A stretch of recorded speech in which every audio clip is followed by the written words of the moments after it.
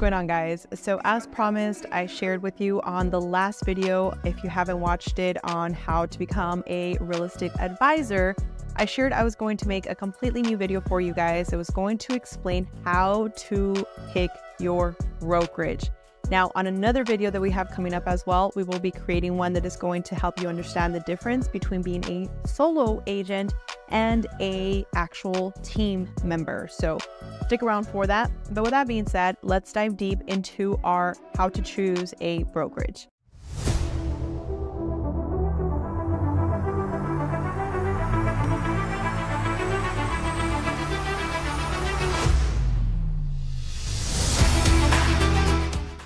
And the first thing I want to share with you is going to be your support. Now, here's the thing.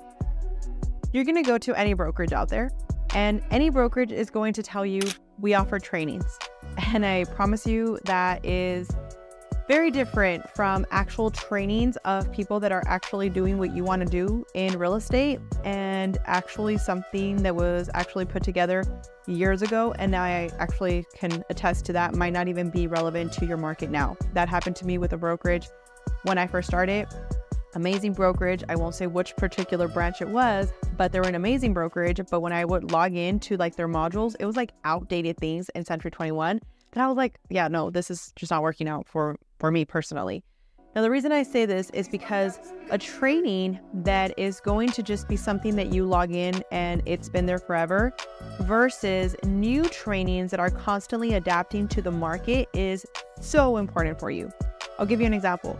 So in my brokerage, I'm part of Real Broker, as I had mentioned in my last video. If you don't know what Real is, definitely, as we mentioned, we'll be talking about today, a cloud-based brokerage versus an actual, brick and mortar brokerage. Now with them, what I liked is that they have new trainings literally every single week. Okay, so every week we have new masterminds. We get together, whether you're part of the military branch, whether you're part of just, some of the growth communities, whether you're part of the YouTube accelerator programs. There's just so much going on that it's actually hard to consume all the information. You need to really scale back and say, what do I want to focus on? Because there's so many avenues that I can really establish credibility with my market that I don't want to overwhelm myself. And this is super important because if you're looking, let's say, to be a person that's going to focus primarily on buyers, or your focus is going to be sellers, there should be trainings that are going to help you really execute on those principles that are going to be relevant to the market conditions now. So if I give you a training based off the market back when COVID happened, you're going to laugh at me, right? Because now what's happening is that was not relevant to what is going on now, right? We have rates that have played a huge impact on what we're paying now. So therefore, there's different tactics that you want to keep in mind. This is so important because a lot of the times I see agents, especially when they're newer, they go to a brokerage and they tell them what they want to hear, which is like, yeah, you'll have support and it's amazing. And I've had this happen with other people, and they're just honestly at a point where they're just afraid to leave because they're afraid that every other broker out there is going to be the same. That's a really bad place to be in. So really finding out if your broker is putting new material up on the page, and it not just be the broker. Like, it would be so boring for my team to just hear from me all the time. I'd rather have different minds that are involved in masterminds that I could also learn from, that my team can learn from other markets. If you're in a market where maybe things tend to be a little bit slower, for instance, I'll use myself as an example. El Paso is known for kind of being a little bit behind from some of the trends going on bigger cities, such as like Austin or, Florida. So what happens is that we get a lot of ideas from other markets that are already implementing completely different strategies that now we get to take advantage of in our local community. So things of that nature can really help you. And I feel like that is one of the key things that I personally didn't know. As I mentioned in my last video, if you didn't watch it, I stated how I started with Century 21 believing that if I went with a broker that had been around for years, I was going to establish automatic credibility. And quite frankly, people don't care about your brokerage. They care about the value that you bring and the way that you're going to establish yourself as a professional in this industry is by what you bring to the table and how you're taking care of your clients. So the broker really is something for you, support for you, not for your clients. I hope that makes sense. Now, number 2 is going to be stock options. So that's a personal favorite for me because I believe that if I'm working in a brokerage, I want to feel like I'm part of not just like I sell houses and ooh, I want to feel like I'm actually investing in my development as the years pass. So I'll give you an example. When I first started back with Century 21, I'm going to keep using Century 21 because that's like the best example I can use, but feel free to fill in that to whatever broker is out there. And what happened is that there was no options for me to really feel like I was part of the company. I was just an employee. Like, even though I was, self-employed, I was working for this company and they were taking a big chunk out of my, check because it's not fully all my money. What would happen is that I was giving a lot of the money to the brokerage and I didn't feel like I was really getting anything in return in terms of, like I said, the trainings, in terms of what I now know, stocks. So I wasn't really growing. I just felt like I'm hanging my license here and yeah, the people are amazing, but I'm not learning anything that's pushing me to the next level. And I'm not really putting myself in a situation where I feel like I'm part of the company. So the reason I say stocks is important is now that I've been with this company that I've been for the past 2 years with, I say this and I say this again, I feel like this is going to be like my forever home because I have seen the growth, not only in like my transaction side of things, but also on my stock side of things. So they have some pretty cool programs where you're able to buy into stocks and it's optional, of course, but I chose it because again, I wanted to feel like I was not just spending money. And for those of you that are newer to the industry, you know that if you're new in the industry and you have not learned how to manage your money properly, you will get that first $10,000 check and you will not do the best with it. Now, some of you might be a little bit smarter and actually put some money set aside, which is what you should be doing. But for the most part, even then, you probably put it just in a bank account that's not really producing you the most, interest. So I really like the whole stock program because in a matter of a few months, I have literally 10x the returns that I've invested into that. Now, am I saying that's going to be the case forever and ever and ever? No, because as you know, things can change when it comes to the stocks, right? Things can actually go up, things can go down. It's something that for me personally makes me feel like I have extra money that is there available for me. And after you've reached a 3-year vesting period, whether you're with that company or not, those are yours. So I find that very, very useful because it's like a savings account that I get to really put money into, kind of like when you have a Roth IRA, a 401k, things of that nature, where now you feel like you're part of the company because you're buying stocks in the company. That for me is something that was very important because I have the trainings and now I want to feel like I'm actually making my money work. Now, number 3, and I have my notes here, is your growth opportunities. Now, for me, growth opportunities is something that I take very seriously because I came from a very humble background, very humble. And I share this with you because I believe sometimes when you see people like quick to judge based off what we perceive them to be in now, but we don't see the road that they have to go through in order for them to be where they're at right now. And if it wasn't because people believed in me and gave me opportunities based off what I was showing up as, and opportunities honestly were given by my clients. Like I kept working on myself to be able to provide value and my clients gave me the opportunity to grow. Now I believe that if you're with the right brokerage, they will do that for you as well. So for instance, one of the great things here is that you're able to actually tap into their elite programs. So if they have elite programs such as, hey, guess what? We have a program that is going to allow you to, once you've reached a certain expertise level, you can go on to teach other people and we're going to pay it forward to you, whether that be through stocks, whether that be through incentives, things that are going to help you get known. And you might think, why would I want to do that? Well, here's the thing. People like to do business with people that they know, like, and trust. And if I were going to go and buy a condo out in Florida, I have my go-to person that I would go and do that with because I know them from trainings. And if you're doing something like that, that's helping you really have opportunities of growth, you're going to set yourself apart from people that are not involved. And a lot of the times with your traditional brick and mortar brokerages, because they're so tight niche, they don't really give you the opportunity to go and meet people out in markets such as Vancouver, Canada, Toronto, California, San Francisco, Florida. You get the point. So for us personally, when people have talked about, oh my gosh, it's a cloud-based brokerage now, I actually think the opposite, but I see how that perspective came about because I used to believe the same thing. Like, why would I want to learn online? That makes no sense. I want to be there in person.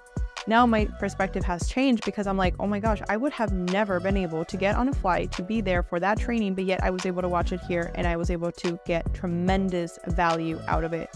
On 4th of July, we had one of the top gurus come on one of our live calls, and we had so much information that me being, you know, licensed for over 5 years at this point, I had not really thought about. And I was like, oh my gosh, like if I'm closing over 60 transactions a year with what I know, now with what I just learned, I can 10x my growth. So having those growth opportunities are super important for you. And if you feel like having a brokerage that you can go to every single day is going to cut it, I'm telling you, you're going to hit a cap. And I've seen that happen with a lot of people. I was those people. I was with Century 21 for a whole year and I hit a cap and it wasn't growing. It wasn't growing. It wasn't growing until I put myself in a situation where I felt uncomfortable. That's where I really skyrocketed and things started to change. So opportunities for growth is extremely important. And the last two I'm going to share with you is going to be the energy and the accountability. So here's the thing. Energy is extremely important in anything you're doing. I don't care if you're going to become a doctor and I don't care if you're going to become a janitor. There's a funny little story there that they say to a person that's building a building, hey, what are you doing? And he's like, I'm just laying down rocks and putting, you know, concrete. But the point of the story is the enthusiasm that that person had was priceless, right? One person was, I'm just here, it's another day. And the other person, their energy was very different. Therefore, they were really appreciative of the opportunity that they had. I say this to you because who you spend the average of the people that you spend the most time with is who you become. So the average of the 5 people that you surround yourself with is who you become. And if you're around a bunch of negative Nancys, a bunch of people that are just sitting there talking bad about other people, you're more than likely going to become exactly like that. So for me, I've had people that want to come and like gossip about other people, and I actually don't engage in that. I've gone through a lot of things to really grow myself personally. If you haven't watched any of our videos, we have a coaching academy for, it's called Walking Manifestator, and I'm basically a personal development coach that infuses manifestations through that. And I share that because it's what's helped me grow my business to where it's at. I pay it forward to people and it always comes back. And I do it from my heart. So when that happens and you're around people that are going to help you gain perspective, like I was sharing people that want to come and gossip, and I'm like, no, you know what? Let's focus on something else. Which, by the way, there's a really good book you should read, and it's by Jay Shetty. But I say that because he talks about in a certain part where he says that when he became a monk and he went back to civilization, a lot of the times people were wanting to talk negative about other people. And as humans, we can be very susceptible to that. We hear somebody gossip and then like you kind of start engaging in that, but it's not good for you. It's not good for your energy. So what he would start doing is like redirecting the conversation into something positive. And then like now he was known as that person that's like, oh my gosh, like you're really fun to be around. Like you're not an energy vampire. So energy is super important. So wherever you decide to hang your license with or change your license from, just make sure you're around the right people, because there's a lot of people, unfortunately, that they will say they want to help you, but they really don't have the best intentions for you. And I do believe that by having people in your corner that really want you to succeed, even if that means surpassing them, you're going to be golden. And I highly encourage you to feel that out. It's an energy exchange. So if the energy is not there, you should run. Definitely run. And the accountability part.